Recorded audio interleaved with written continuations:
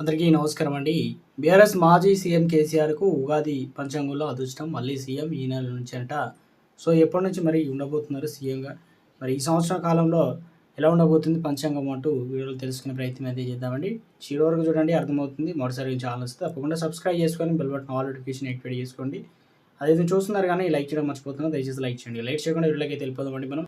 Congress, BJP, BRS party state కార్యాలయాల్లో ఆదివారం ఉగాది వేడుకలు ఘనంగా నిర్వహించారు. ఈ సందర్భంగా వేద పండితులు పంచాంగం శ్రావణంలో ఆసక్తికర విషయాలు వినిపించారు. తెలంగాణ కాంగ్రెస్ పార్టీ ఆధ్వర్యంలో గాంధీ భవన్లో ఉగాది ఉత్సవాలు నిర్వహించారు. ఈ వేడుకలకు సంబంధించి డిప్యూటీ సీఎం బట్టి విక్రమార్క, టీపీసీసీ అధ్యక్షుడు మహేష్ కుమార్ గౌడ్, కాంగ్రెస్ నేతలు హాజరయ్యారు. అదేవిధంగా తెలంగాణ భవన్లో ఉగాది వేడుకలకు బీఆర్ఎస్ వర్కింగ్ ప్రెసిడెంట్ కేటీఆర్ హాజరయ్యారు. ఈ కార్యక్రమంలో ఎంపీ కేఆర్ వాసు సురేష్ రెడ్డి, ఎమ్మెల్సీ మధుసూదనాచారి, మాజీ ఎమ్మెల్యే శ్రీనివాస్ గౌడ్, పువ్వాడ అజయ్, అదేవిధంగా బొల్లం మల్లయ్య యాదవ్ పార్టీ నేతలు పాల్గొన్నారు. అలాగే నాంపల్లిలో BJP state chief Kishan Reddy ఆధ్వర్యంలో ఉగాది వేడుకలు అయితే జరిగాయి.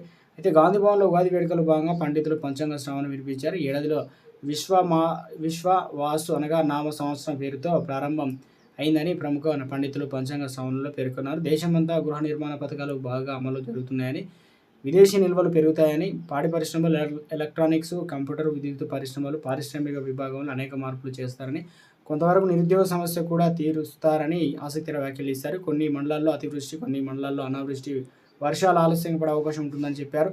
తుఫాన్లు అధికంగా ఉంటాయని చెప్పేసి తీర ప్రాంతంలో ఉన్న వారికి నష్టం ఏర్పడే అవకాశం కూడా ఉందన్నారు. సరుకుల ధరలు కూడా పెరిగే అవకాశం ఉందన్నారు. ఈశాన్య రాష్ట్రాల్లో కొన్ని సంఘటనల వల్ల అక్కడ కర్ఫ్యూ విధించే పరిస్థితి ఉందన్నారు.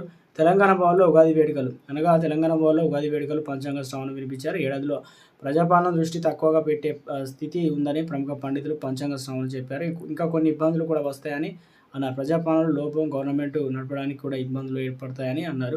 కేంద్ర ప్రభుత్వం వచ్చే సహకారం రాష్ట్రం తీసుకోవడం సంపూర్ణంగా ఉండదన్నారు. అధికార దుర్వినియోగం చేసే అవకాశం కూడా ఉందన్నారు.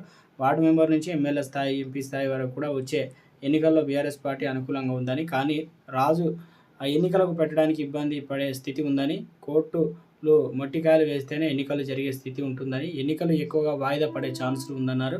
శ్రీరాముని జాతకం ఉన్న ఉచ్చస్థితి మాజీ సీఎం కేసీఆర్ జాతకంలో ఉందని అయ్యగారు అయితే చెప్పారు. ఏడాదిలో సంపూర్ణ ఆరోగ్యంగా ఉంటుందని, తెలంగాణ ప్రజలు ఏ విధమైన ప్రజాపాలన కోరుకుంటున్నారో తిరిగి కేసీఆర్ ముఖ్యమంత్రిగా పట్టం కట్టడానికి అవకాశం ఉన్న సంవత్సరం ఇది అని చెప్పుకొచ్చారు. కేసీఆర్ రాశిఫలాల్లో రాహువు అష్టమంలో ఉన్నప్పటికీ అమ్మవారు నరసింహస్వామి అనుగ్రహం ఉందన్నారు.